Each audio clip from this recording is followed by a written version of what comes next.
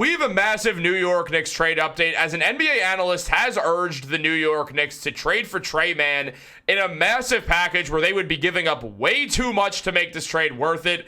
And this analyst clearly does not know at all what they're talking about with basketball, thinking Leon Rose would ever make this move for so many reasons that we have to break down. So what's up, guys? Welcome back to Knicks Digest. It's Chris here, and we're going to jump right into the video, because it wouldn't be almost trade season without some New York Knicks trade rumors. And I try to not make too many trade videos. I know you guys don't love when I do it, but once in a while you have to. Because honestly, Tre Mann is someone who I could see the Charlotte Hornets making a move with, because he's having a breakout season. He's been very good. So I could see why it would be time to kind of discuss a Tre Mann move, and the New York Knicks are contenders who need bench help. I mean, look, guys. Tre Mann's been awesome this season. He puts up 15 points per game, 3 rebounds, 3 assists, shoots 38%, 39% from 3, 44% from the field, 45% on corner threes. The man's a great catch and shoot three-point shooter, and he's also a great off-the-dribble three-point shooter. The man is very talented. He's going to be in the running for most improved player, though his teammate LaMelo Ball will most likely be the one to win that. Here's the problem with this trade, guys.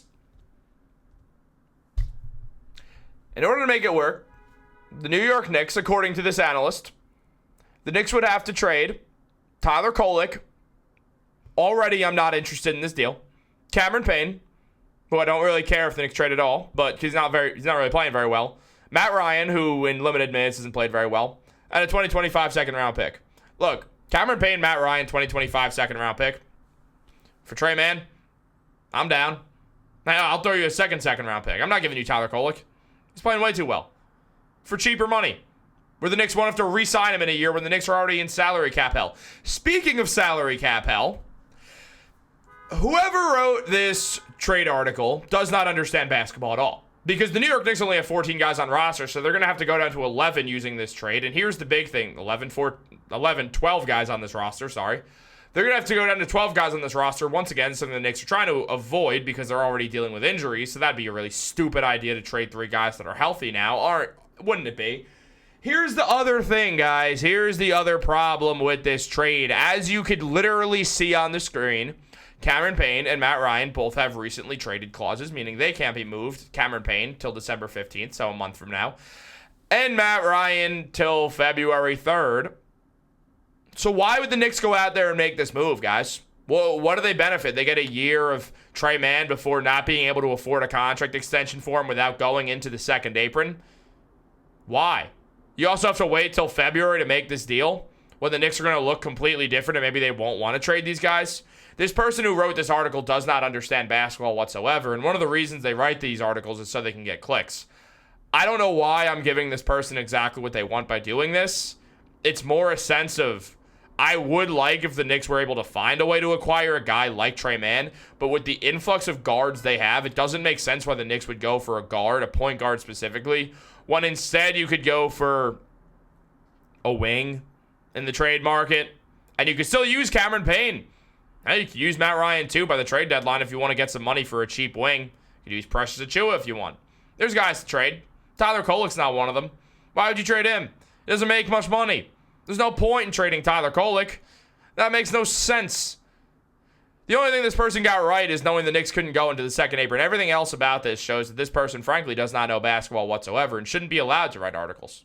That's what I see from this. That is what I see. I see someone who does not know what they're talking about, thinks they do, and wanted to act like they did by making some BS trade involving the New York Knicks, something people do often. Now, usually people have the brain cells to go out there and actually make a trade proposal that is legal to the NBA rules, but sometimes you get people like whoever wrote this article who just frankly does not know what they're talking about at all. Now, look, I respect the hustle. Go out there, talk about sports, get those clicks, do what you got to do. I used to write about the Knicks also. I understand how it is. It's a fun job. I'm happy this person's pursuing sports media. We love sports media. But, I mean, come on, man. Like, do better, be better. But what we do owe to this person is to show them or understand what they're talking about. Now, whoever wrote this was under Fadeaway World. Now, as mentioned, this trade would bring Mann to New York on an expiring contract, meaning he'll be a restricted free agency soon. That's perfect for the Knicks. They've had the chance to match any offers for next season and keep him if things work out. And let's be real, they need him. The Knicks bench has been struggling hard, ranking dead last in scoring. Yes, very true, very good points. And Mann could be a go-to guy they're missing. Yes, very true, very good points. Imagine him as the sixth man coming in alongside Deuce McBride. Yeah, very nice. Agree. I like Tre Mann. I think it'd be cool if the Knicks had him, but they need a wing more because they have guys like Tyler Kolek and Cameron Payne who are fine because they need a wing more so they don't have to bench another point guard. And yeah, I guess they trade 2 point guards in this situation. Then they're short on point guards. Doesn't make sense. Bringing in instant offense and giving New York some much-needed energy off the bench. Now, Tre Mann has been phenomenal. Mann's putting up 15 points per game, 3 rebounds, 3 assists, shooting 39% from 3, 44% from the field, 45% on corner threes. Can create his own 3 or be a catch-and-shoot threat. The guy's a nice combo guard. Does a bit of everything. He's been great for the Charlotte Hornets. But that begs another question. Why in the hell would the Charlotte Hornets give him up? Why? Like, what do they gain from this? Tyler Kolek? No. Honestly, no. Why would the Knicks do this? What do they gain? They have to go find more players and never have a 15-man roster all season? No. Why would they do this? I don't understand why the New York Knicks would go out there and do a trade just absolutely this preposterous. It does not make sense to me, and it won't make sense to me. I don't get it. I'll never get it, honestly. There's just not much else to be said about the fact that Tre Mann should not be traded off the Charlotte Hornets if he's a restricted free agent, which he is. Now, I would love for the Knicks to go out there and get him, but he's not a position of need. The New York Knicks need to go out there, and what they need to do if they want to make a trade is get a backup wing. Now, we're not sure if Landry Shamet is going to come back and be healthy. It depends on his shoulder rehab that he's in right now for his dislocated right shoulder. I mean, yeah, Matt Ryan has been underwhelming so far, but he's got time to find a rhythm. He's a shooter. Shooters are all about rhythm. Once he gets a rhythm going, you never know what is going to happen with him. But it just makes no sense. I mean, the Knicks have guys who they could use where a position like point guard doesn't matter, specifically when Jalen Brunson's your best player, your franchise star. Look, Cameron Payne is not playing the best basketball, but he's not playing the worst basketball. He hasn't really played much, putting up 6 points, 3 rebounds, shooting 40% from field and 40% from 3. He had a great game against the Chicago Bulls, which boosted his stats a ton because he hasn't gotten a ton of minutes. But I'm fine with Cameron Payne. He's a great player. He's a great shooter. I like that. I don't see the need to go out there and go spending a promising rookie on a guy who you're going to have to give a lot of money to, and the Knicks are already in a weird financial space. It does not make sense to me.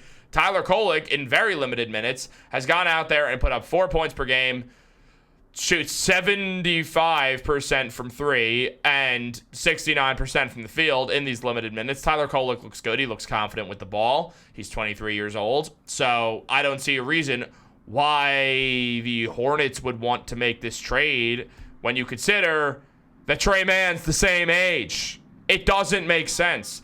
Sometimes people go out there and they write trade articles because they want to get views, and that's what happened here. Look, this is a straight-up cash grab by this person, or a straight-up click grab, or whatever you want to call it.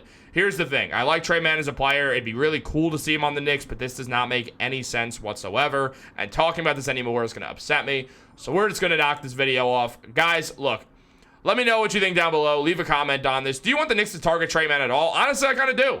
The person got me. They convinced me on the fact that Tre Mann would be nice on the Knicks and give him a good scoring punch. When you have a guy like Deuce McBride, I'm not really too worried about the scoring punch. It does not really faze me. Deuce McBride has been an excellent player for the New York Knicks, so I don't feel a reason to go out there and trade for a guy when you got Deuce putting up 11 points per game, 38% from the field, 44% from 3, playing way better defense than Tre Mann, getting over 1 steal a game despite the fact that he's not getting crazy heavy minutes.